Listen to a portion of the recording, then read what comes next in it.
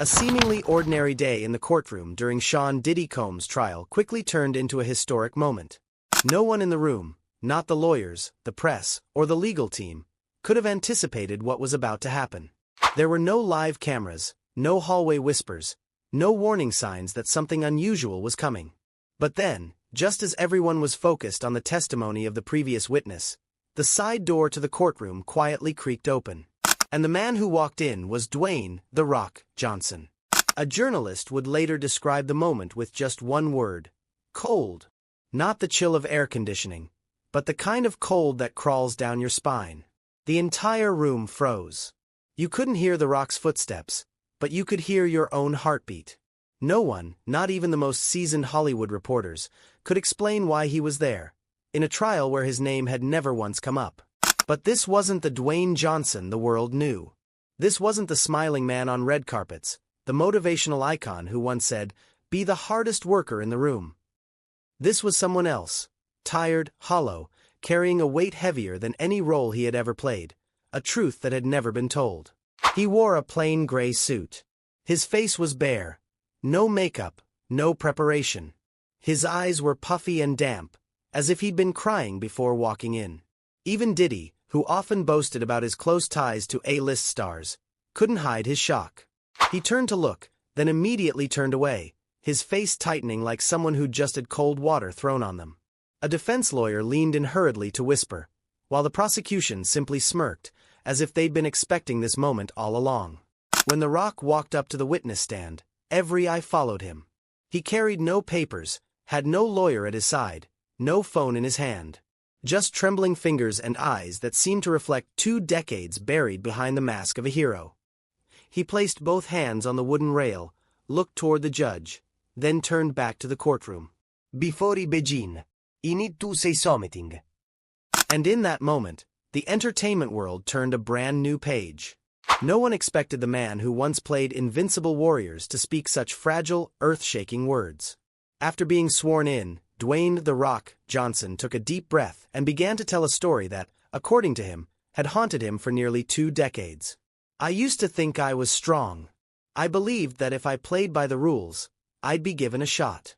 But what I went through, that wasn't the rules. It was a matrix of control. It was a prison with no bars." He talked about the year 2001, when his movie career had just started to take off after the success of The Mummy Returns and his first leading role in The Scorpion King. It was also around that time that Diddy, then one of the most powerful figures in music and media, approached him. With a friendly demeanor and a voice that seemed like a guide, Diddy made The Rock believe he was about to step into a world where every door could open, if he was willing to fit in. The first few meetings didn't seem out of the ordinary. Cocktail parties, casual conversations with big-time producers and directors. But then things started to shift. The meetings got later. One night, Dwayne was asked to come to a mansion in Malibu at exactly 2:13 a.m., a bizarrely specific time that he would later learn was a code for inner circle gatherings. When he arrived, the place was empty, save for soft jazz music playing through hidden speakers. An hour later, people started showing up one by one. All of them wore black suits, dark sunglasses, and none of them spoke. They weren't friends. They weren't colleagues. They were more like disciples. A group of people there to witness or take part in something bigger. Then Diddy entered. Not the flamboyant Diddy from the stage, not smiling. He turned off all the lights, leaving only a soft yellow glow from a dim strip in the living room. A recording started to play. It was Diddy's voice, repeating 3 questions. Are you worthy? Are you ready? Would you eat what I feed you? At this point, many people in the courtroom furrowed their brows. A juror even leaned over to whisper, trying to confirm if what they were hearing was real. But Dwayne simply nodded. At the time, I thought, maybe it's just performance art, some rich guy's twisted mind game. But deep down, something was screaming that this wasn't right. Then came what he called the first test. Diddy invited him to a secret location outside Los Angeles. He wanted to decline, but his manager at the time urged him to go. This could be the meeting that changes your life. And it did. It changed everything, just not in the way he'd imagined. What Dwayne Johnson experienced next, he said, was something I can never erase, no matter how hard I try. And that was only the beginning of the nightmare behind the spotlight. After The Rock finished recounting his first encounter at the secret location, the courtroom fell into complete silence. It felt like everyone was holding their breath, waiting for the next bombshell to drop. And it was The Rock himself who dropped it. "I'm not the only one," he said, his voice lower now, breaking slightly. "I can't speak for them, but I know there are people who went through worse than I did. Some of them, you might even admire. They were crushed, in silence." He didn't name anyone specifically, but the media had long noted the strangely strained relationships between Diddy and several once-close celebrities.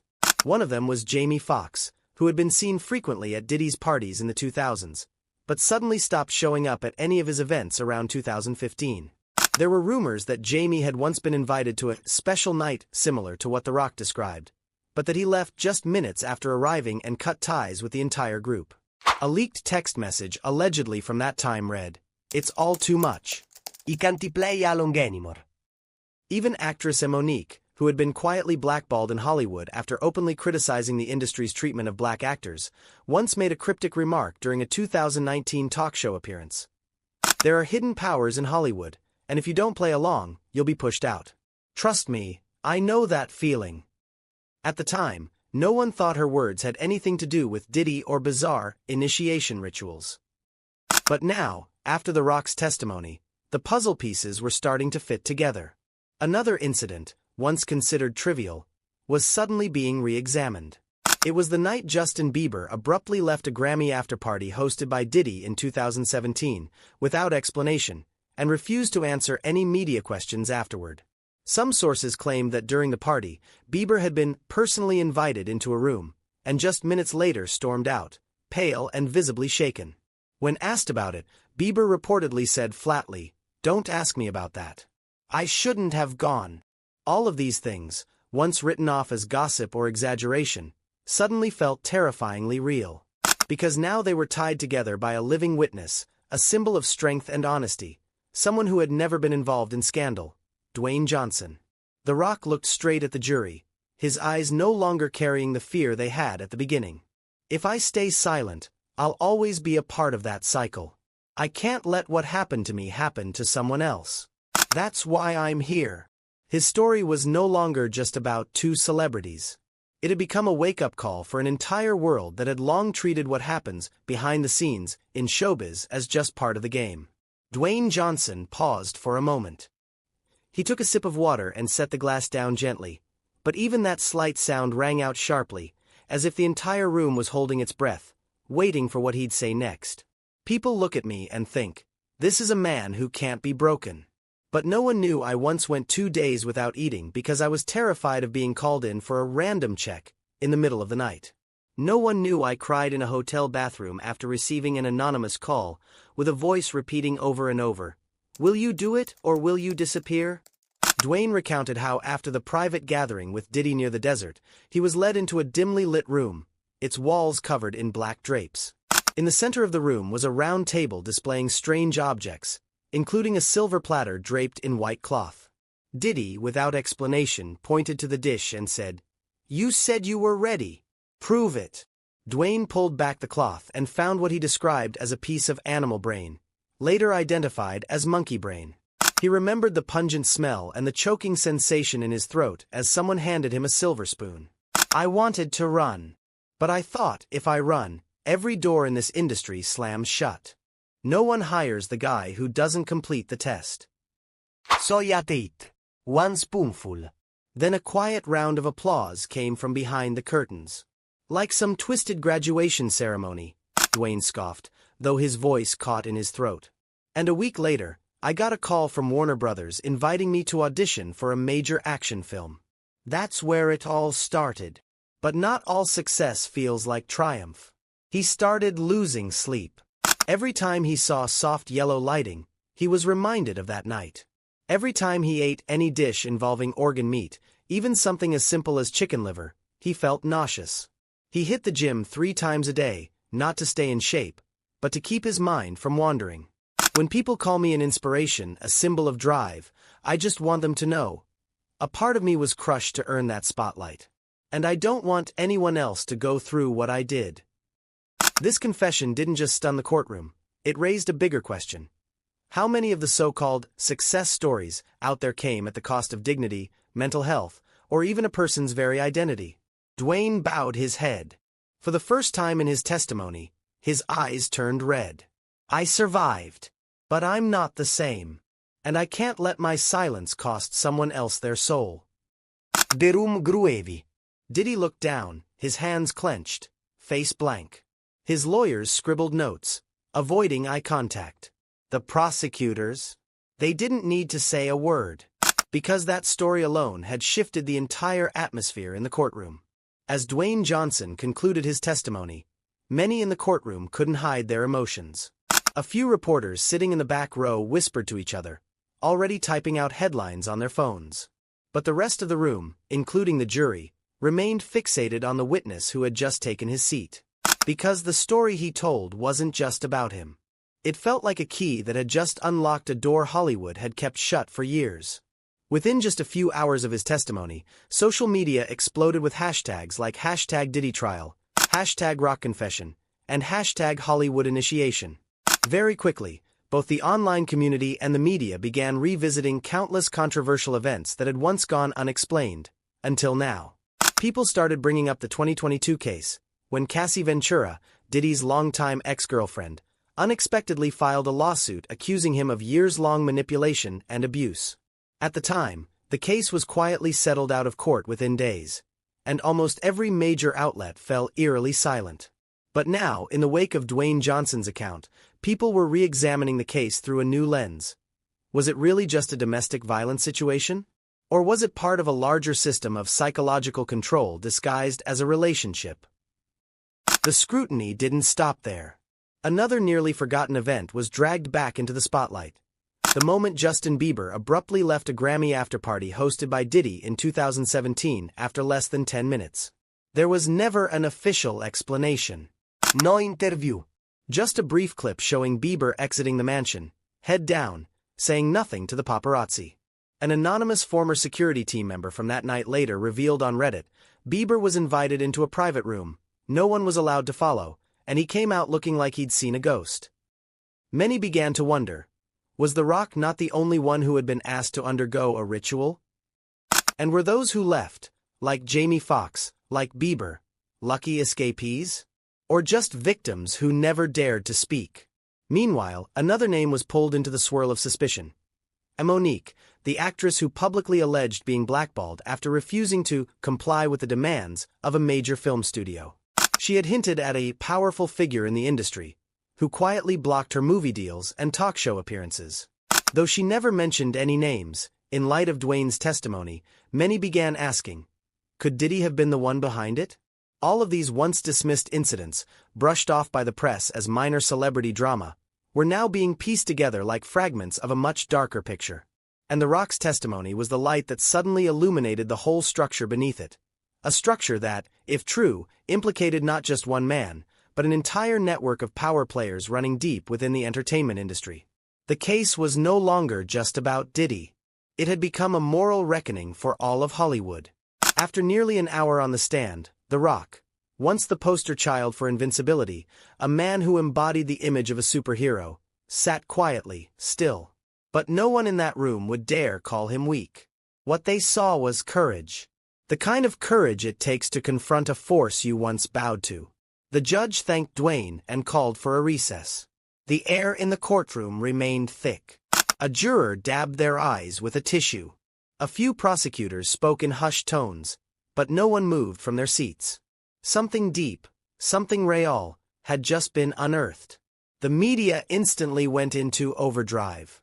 That evening, late-night talk shows didn't mention the Oscars or box office numbers. The names The Rock and Diddy dominated every headline. News segments were dedicated entirely to analyzing the testimony, cross-referencing it with past accusations. What began as a criminal trial had now spilled over into forums about power dynamics, psychological abuse, and manipulation in the entertainment world. As expected, the internet responded with intense energy. But this time, it wasn't blind outrage. Some voiced their full support for The Rock, calling him a man who woke up in the darkness. Others were skeptical, questioning whether this was a publicity stunt or part of some political move. But most of the reactions centered on one chilling realization: if even The Rock could be manipulated, who couldn't? And maybe that's what made this testimony historic. It wasn't just about exposing a villain. It forced everyone to confront a system that we've all helped stay silent, because we wanted to be entertained. Stories like The Rock's made audiences ask, how many of our favorite movies, songs, and shows were built on genuine choice, and how many were paid for with someone's silence or submission? The Rock didn't end his testimony with tears. Instead, he looked straight into the internal courtroom camera and spoke as if addressing the viewers at home. I'm not saying this to destroy anyone. I'm saying it because I've been silent for too long. I stayed silent because I was afraid. But what scares me more now is my child growing up in a world where silence is still rewarded. That wasn't just a statement. It was a call to action, not through protests or noisy outrage, but through the courage to question, to doubt, and to demand transparency from the systems we once thought were untouchable. And that's where the footage ended. No special effects. No music. Just the steady, solemn gaze of a man once known as The Rock, now simply Dwayne. A real man, made of flesh and blood, carrying real wounds, and a heart that had hurt enough to choose truth over comfort. From that point forward, nothing in the courtroom, or in the entertainment world, felt the same. When Dwayne Johnson stepped down from the witness stand, what he left behind wasn't just a powerful testimony. It was a seismic shift. An invisible wall of silence had cracked, and the ripple effects could already be felt, not just in the courtroom but across studios, agents' offices, and streaming boardrooms. The man who had once been the face of indestructibility had stood up not as a movie star, but as a man who had survived, and chosen to speak. Reporters, celebrities, industry insiders, they all reacted with urgency, some with panic. By sunrise the next day, several gossip blogs had gone silent. A-list publicists were reportedly scrambling to prepare statements, and talent agencies quietly held emergency meetings behind closed doors. Something big was unraveling, and everyone in the industry knew it. That morning, a new trend appeared on social media. #SilentNoMore. Thousands of people, from aspiring actors to former crew members, began sharing their own cryptic messages, hinting at untold stories. Some posted only the hashtag. Others quoted Dwayne's final line, "What scares me more now is my child growing up in a world where silence is still rewarded." Talk show hosts tried to unpack it all, but the truth was, it was too big, too layered, Too personal. For every story that made the news, there were hundreds more living in whispers and private group chats.